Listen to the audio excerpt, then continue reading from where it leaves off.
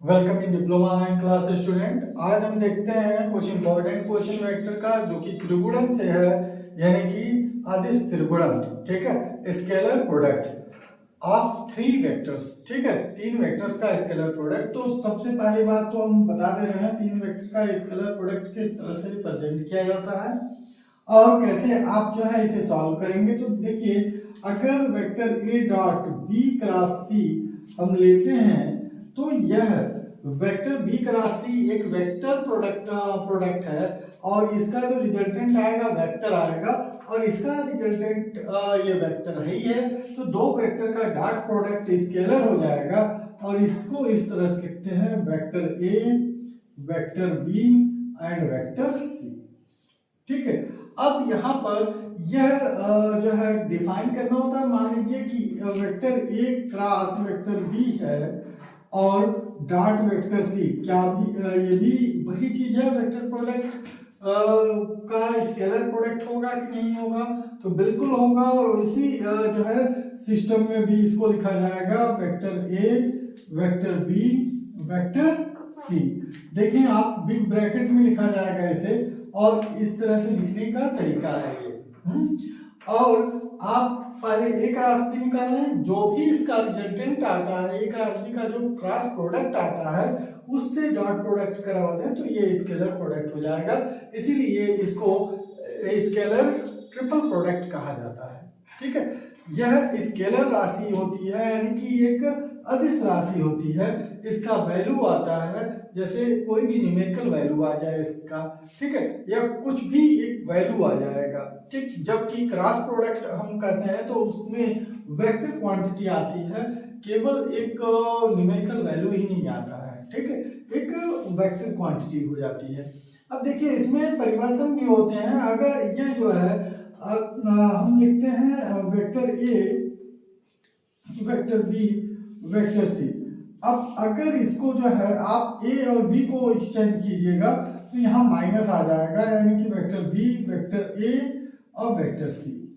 ठीक, इसका जो ये चेंजेज है वह कंटिन्यूअस उसी तरह से होगा जिस तरह से आप जो है डिटर्मिनेंट का चेंजेस देखे होंगे। डिटर्मिनेंट में क्या है, उसी तरह से अगर अगेन इसमें चेंज कर दीजिए ए और सी में, तो ये माइनस माइनस क्या हो जाएगा, प्लस हो जाएगा। Vector B, vector C and vector A, यानी कि डबल चेंज करने पर माइनस माइनस प्लस हो जाता है। यानी कि अगर ए सी के जगह पर, सी को ए के जगह पर कर दिया जाए तो ये क्या हो जाएगा, बी सी ए, और उसके चिन्हों में कोई परिवर्तन नहीं होगा।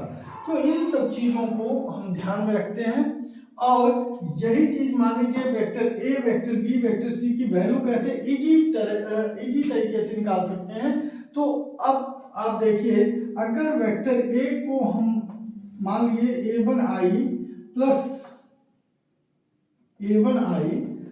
a2j प्लस a3k, अगर ये सपोज कर लिया हमने कि वेक्टर ए जो है a1i plus a2j plus a3k है और vector B b1i plus b2j plus b3k है।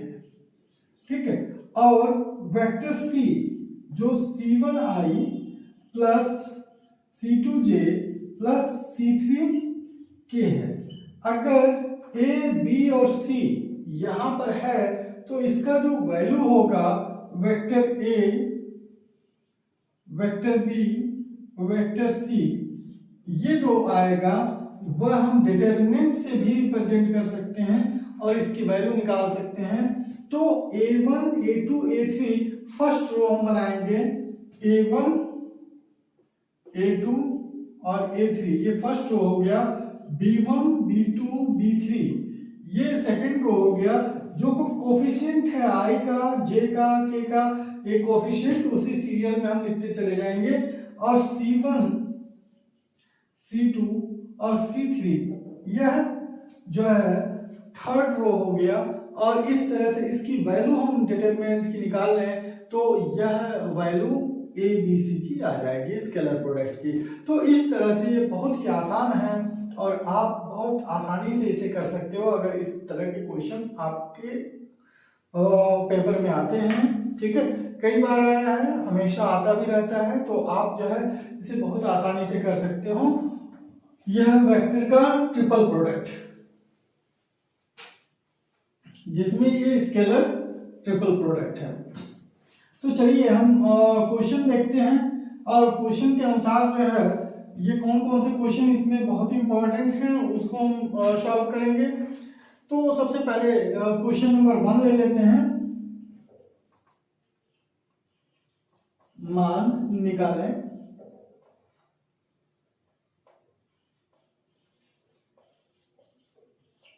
ठीक, ये मान निकालना है जे के आई प्लस के आई जे।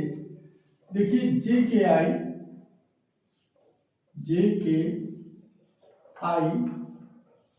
प्लस के आई जे, ठीक है। ये इस तरह के क्वेश्चन बहुत अधिक आते हैं, और आपको किस तरह से मान निकालना है इसको ध्यान रखिए।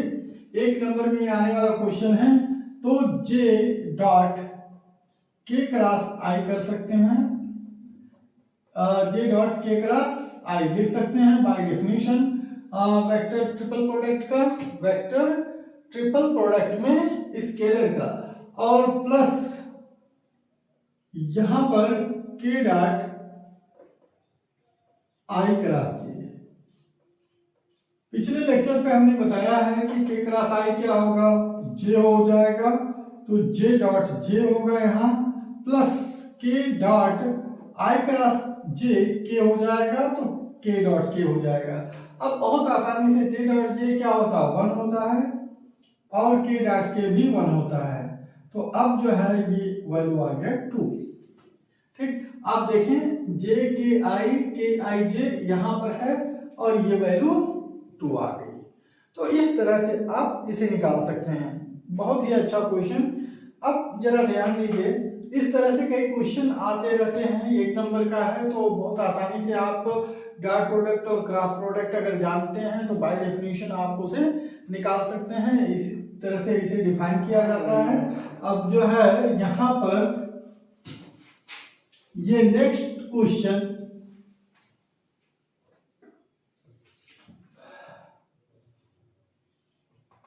क्वेश्चन नंबर 2, इसको हम जो है सॉल्व करते हैं। और यह दिया हुआ है vector A, vector B, vector C दिया हुआ है, और ए बी सी का मान ज्ञात करें। तो वेक्टर ए आपका दिया हुआ 2i minus 3j plus 4k, 2i minus 3j plus 4k, and vector B यहां पर आ जाएगा i plus 2j minus k, i plus 2j minus k, और वेक्टर सी यहां पर आ जाएगा, वेक्टर सी आपका आएगा 3i minus j plus 2k, यानी 3i minus j plus 2k। ठीक है, यहां पर आपको मान निकालना है। ठीक है, मान ए बी सी, मान किसका निकालना है, vector A B C. Vector triple product या स्केलर ट्रिपल प्रोडक्ट का हमें मान निकालना है, तो स्केलर ट्रिपल प्रोडक्ट का मान ज्ञात करें। ऐसे ही क्वेश्चन आएगा, आपको करना क्या है, आपको लिख लेना है सॉल्यूशन। यहां पर वेक्टर ए बी सी यह हो जाएगा। अब आप जरा ध्यान दें, यहां वेक्टर प्रोडक्ट में आप लिख लेंगे आई जे के, यहां हो जाएगा 2 माइनस 3 4, और आई जे के इसमें ना लिखें क्योंकि यह जो है क्रॉस प्रोडक्ट नहीं है। हमने अभी जस्ट बताया था कि वेक्टर यानी कि ये स्केलर है, स्केलर में इनके कोएफिशिएंट को क्या लिखा जाता है, तो यहाँ पर i का कोएफिशिएंट 2 माइनस 3 एंड 4, यहाँ पर क्या हो जाएगा 1, क्योंकि i के आगे 1 है वो लिखा नहीं गया है।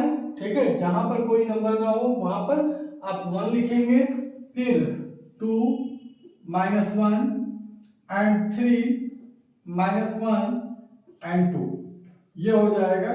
और इसे सॉल्व करें तो 2, ये 2 क्रॉस 2 4 माइनस माइनस प्लस, यानी कि माइनस यहाँ पर ऑलरेडी होता है तो -1, फिर -3 है तो माइनस माइनस 3 ये हो जाएगा। और यह आप 2 × 2 -3 तो माइनस माइनस प्लस 3 हो जाएगा।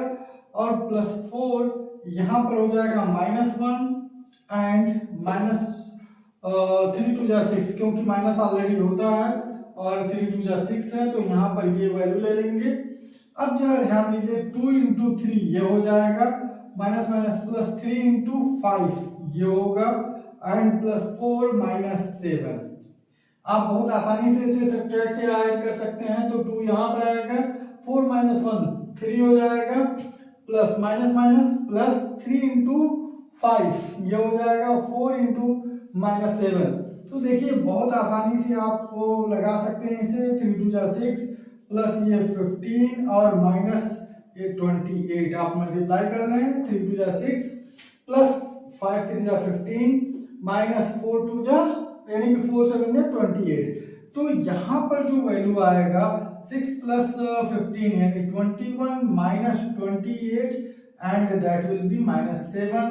यह आपका आंसर हो जाएगा। तो इस तरह से आप क्वेश्चन लगा सकते हैं और बहुत ही इजी तरीके से आप इसको सॉल्व कर सकते हैं। अब चलिए एक क्वेश्चन और, इस तरह का क्वेश्चन आप जितना भी होगा लगा लीजिएगा, प्रैक्टिस कर लीजिएगा, क्योंकि वैल्यू इसी तरह से आएगी। बस डिटर्मिनेंट की वैल्यू उसके कोएफिशिएंट में रख लेना है और उस डिटर्मिनेंट की वैल्यू निकाल लेना है, यानी डिटर्मिनेंट में उसके कोएफिशिएंट को रखकर अब वैल्यू निकाल लेना है, बस हो गया। ठीक है, ए बी सी की वैल्यू आ गई। क्लियर? तो इस तरह का क्वेश्चन भी आता है।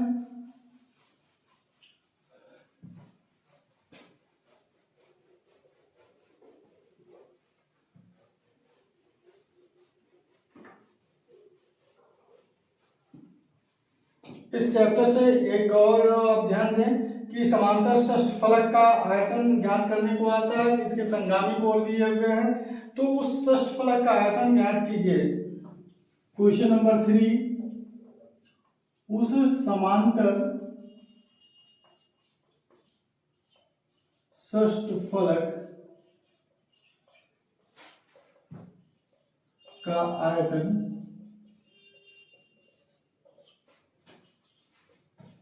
ज्ञात करें जिसके संगामी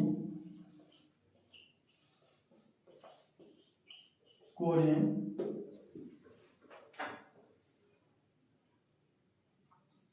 2i - 3j + 4k, और यहाँ पर b वेक्टर a यह दिया हुआ है, यानी कि कोण दिया हुआ, तो a b लिखने की आवश्यकता नहीं है। और फिर i + 2j एंड -k, और यहाँ पर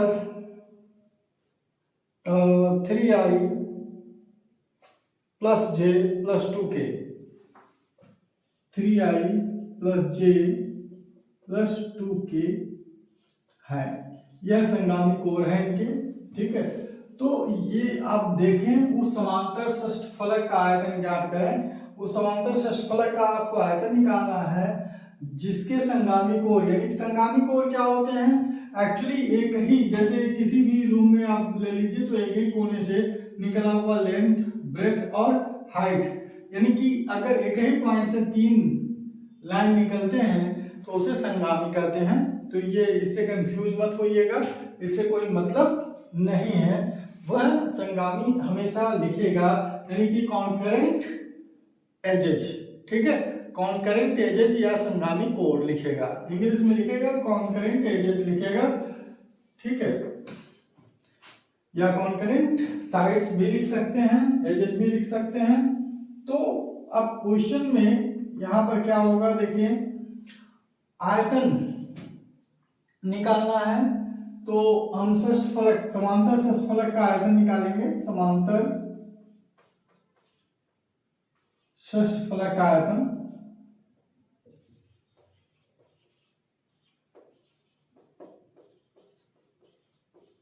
यानी कि तीनों जो है वेक्टर है, मान लीजिए वेक्टर ए है, वेक्टर बी है, वेक्टर सी है, तो इनके स्केलर प्रोडक्ट को निकालेंगे। और स्केलर प्रोडक्ट क्या होता है, डिटरमिनेंट में अगर इनके कोएफिशिएंट को आप रख देते हैं that will be the scalar product, वही स्केलर प्रोडक्ट बन जाता है। ठीक है, तो अब जरा ध्यान दें, इसका 2 -3 एंड 4 पहले वेक्टर का कोएफिशिएंट है और इस तरह से हम लिख लेंगे i j k के रूप में। और यहाँ पर पहला, दूसरा और तीसरा नंबर रहेगा।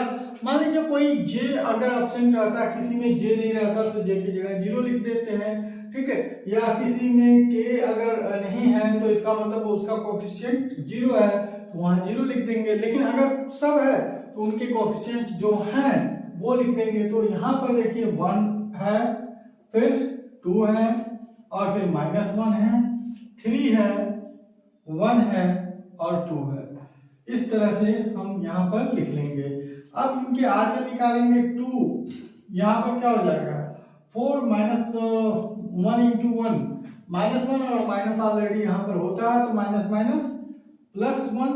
ठीक है, और -3 ये हो जाएगा, और 1 × 2 ये 2 होगा, और -3 यानी कि +3 हो जाएगा, 2 + 3 and 4. It is the same question just previous one I have solved. ठीक है, यह उसी तरह से है जैसे प्रीवियसली हमने सॉल्व कराया है, बस इसमें थोड़ा सा अंतर है कि यहाँ पर वो माइनस माइनस था, यहाँ पर ये प्लस है।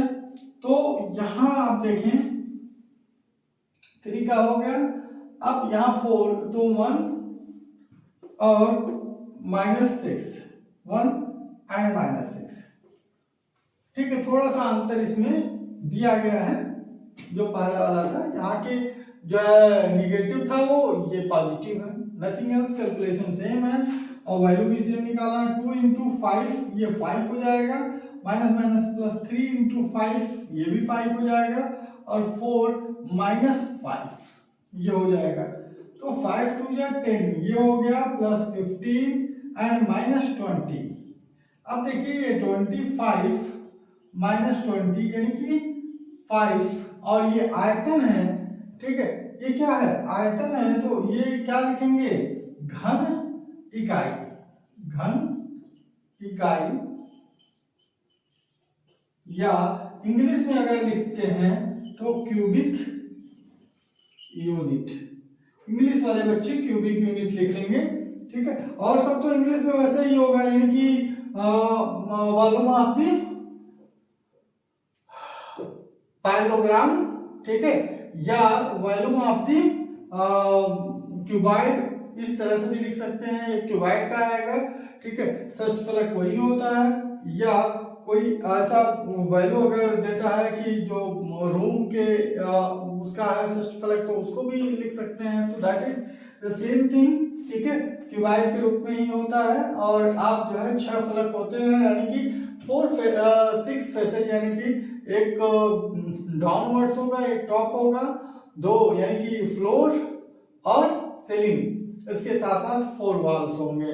तो यही फलक होते हैं, उससे मिला जुला जो भी फिगर होगा उसको, उसका आयतन ये पूछ सकता है, आप इसे लगा सकते हैं। और इसके साथ साथ यह जो वैल्यू होगी वह घन इकाई या क्यूबिक यूनिट में होगी, आप उसे लिख सकते हैं। ठीक है, अब चलिए क्वेश्चन नंबर 3 पर आते हैं, 4 पर आते हैं। 3 तो हो गया है।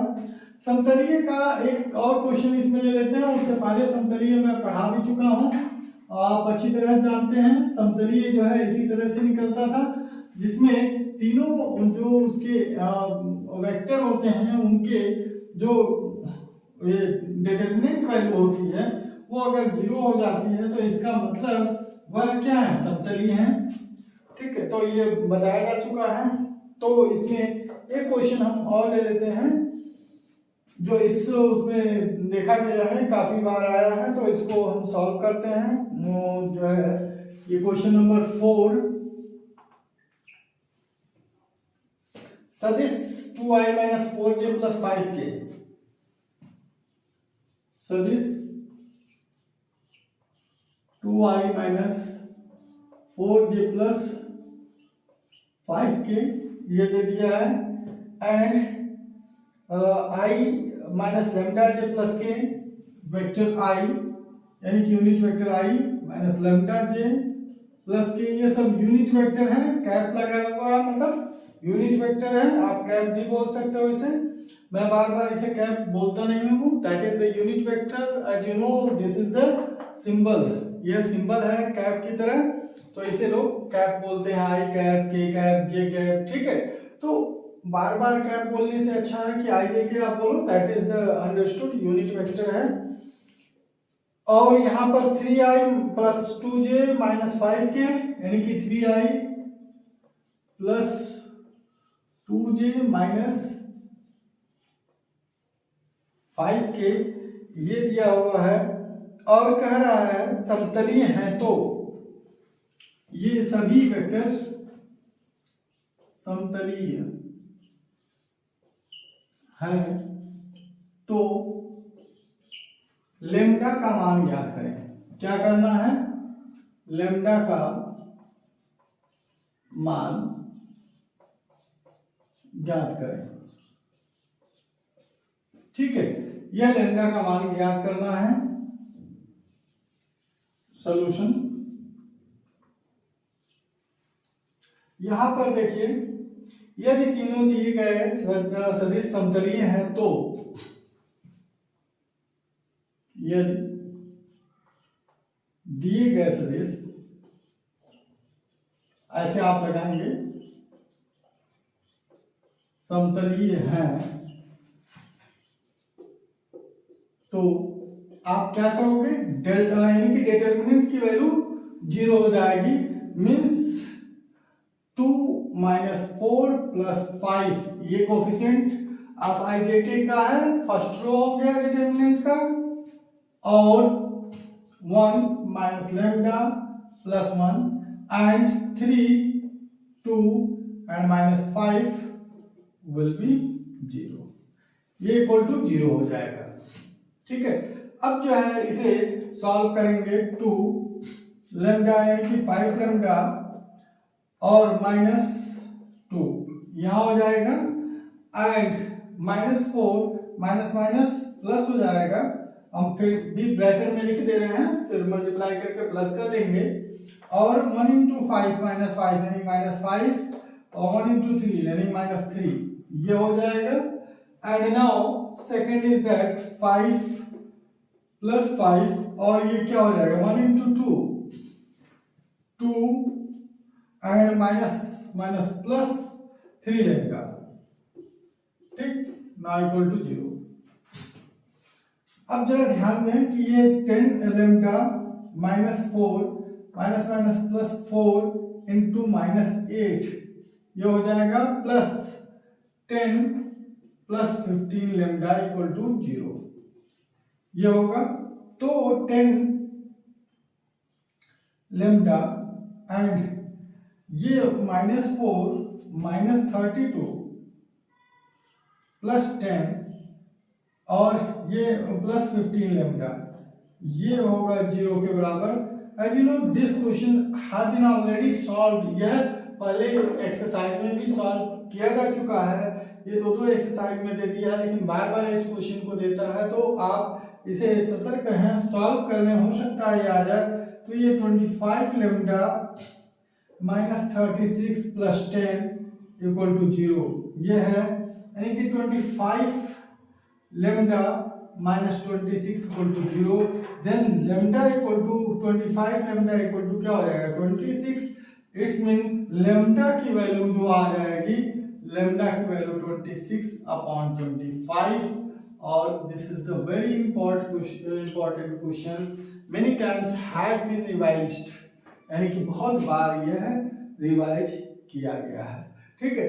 अब इंग्लिश वाले जो इंग्लिश मीडियम में बच्चे होंगे लिखेंगे, इफ गिवन दिए गए, यहाँ पर एक थोड़ा सा चेंज कर लीजिए, यदि दिए गए सदिश, यहाँ पर क्या लिख लेंगे, सदिश, ठीक है। यदि दिए गए सदिश समतलीय हैं, यानी कि आप लिखेंगे if given vectors are coplanar then, given vectors are coplanar then this value should be found, and ये हमारे ख्याल से आप 0 के बराबर कर देंगे। बहुत ही इजी क्वेश्चन है और बहुत ही आसानी से सॉल्व हो जाएगा। Now let us start the next questions, और वो जो है बहुत ही इंपॉर्टेंट क्वेश्चन है, और इसे आप जो सॉल्व करेंगे, किस तरह से सॉल्व करेंगे, ये देखिए। जो लास्ट क्वेश्चन लगवाए जा रहे हैं ये बहुत ही इंपॉर्टेंट क्वेश्चन होने वाले हैं आपके लिए, क्योंकि ये बार बार एग्जामिनेशन में आता है।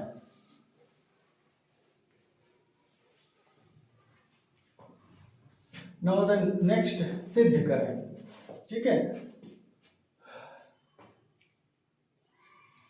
ये क्वेश्चन नंबर 5,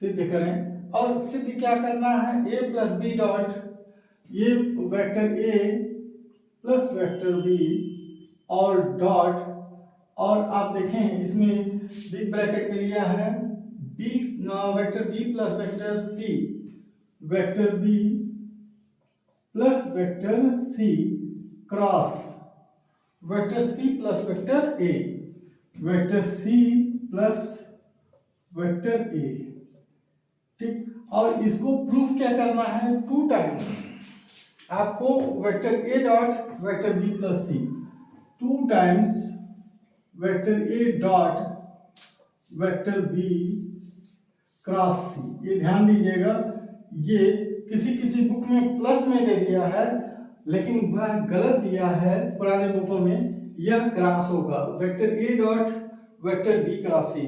इसी को कभी कभार ऐसे भी दे देता है कि आप 2 times vector a vector b vector c, इस ब्रैकेट में भी प्रूफ करेंगे। ध्यान रखें, आपको क्वेश्चन इस तरह से भी बदल के दे देगा, मतलब दोनों का सेम है, क्योंकि ये चीज वही है जो ये है, ठीक है।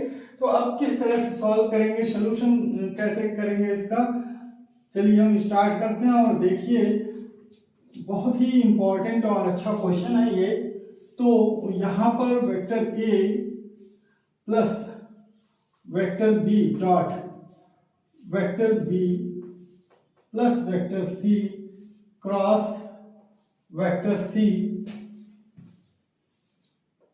Vector c plus vector a, ठीक। आप जरा ध्यान दें, ये सिंपल ब्रैकेट है, ये वह जो है स्केलर प्रोडक्ट के सिंबल नहीं है, जिसमें तीनों इस तरह से दिए हुए हैं। इस ब्रैकेट में और इस ब्रैकेट में अंतर है, ये सिंपल ब्रैकेट है।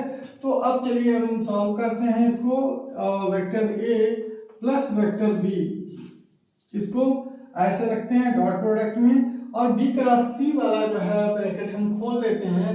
तो b से c और a का क्रॉस प्रोडक्ट ले लेते हैं, तो vector b cross vector c ये हो जाएगा, क्योंकि इसी रिलेशन को फॉलो करेगा जो क्रॉस प्रोडक्ट है।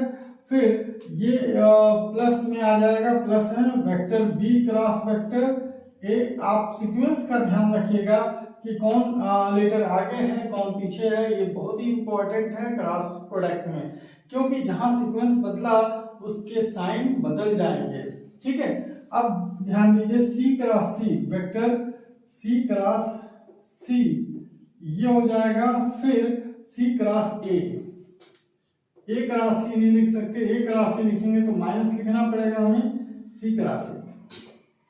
अब जो है इनका a से प्रोडक्ट करवा देंगे, फिर b से करा देंगे, तो a डॉट, क्योंकि अब रिलेशन इनका डॉट का है, तो a dot b cross c हो जाएगा। ध्यान दीजिए, vector a dot vector a से सबको मल्टीप्लाई करते हैं, a dot b cross c, ठीक।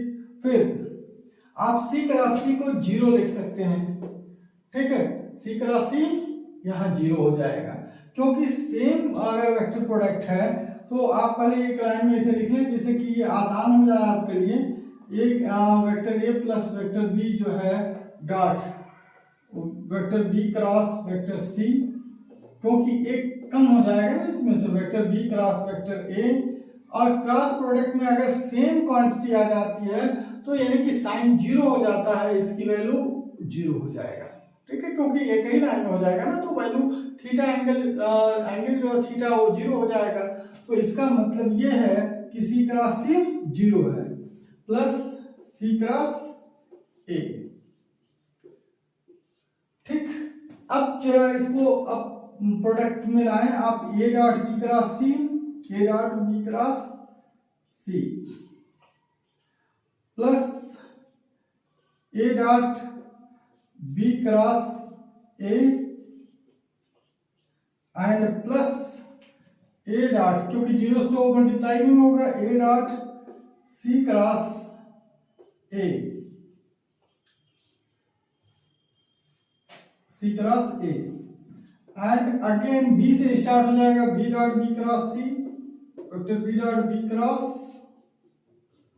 सी, फिर vector B dot B cross A, vector B dot B cross A, अब कौन सा बचा, vector B dot C cross A, फिर vector B dot vector C cross A. जरा ध्यान दीजिए आप, यह 6 हो गए क्योंकि 3 ये था और 2 ये, तो 2 से जब मल्टीप्लाई हुआ 3 का तो 6 प्रोडक्ट आपको मिले, first, second, third, fourth, fifth, sixth, ठीक है। इसमें बहुत ही अच्छा ये सोल्यूशन होने वाला है, क्योंकि इसको हम क्या लिख सकते हैं, वेक्टर ए एक बिग ब्रैकेट में लिख सकते हैं, जो स्केलर ट्रिपल प्रोडक्ट का सिंबल भी है बिग ब्रैकेट, उस रूप में लिखेंगे ए बी सी। इसी तरह से लिखते हैं A dot B cross A, क्या हो जाएगा, ए बी ए, ठीक। फिर ए डॉट सी क्रॉस ए क्या हो जाएगा, वेक्टर ए सी ए, फिर B dot B cross C यानी कि वेक्टर बी वेक्टर सी, फिर B dot B cross A, vector B vector A, फिर B dot C cross A, vector B vector C vector A.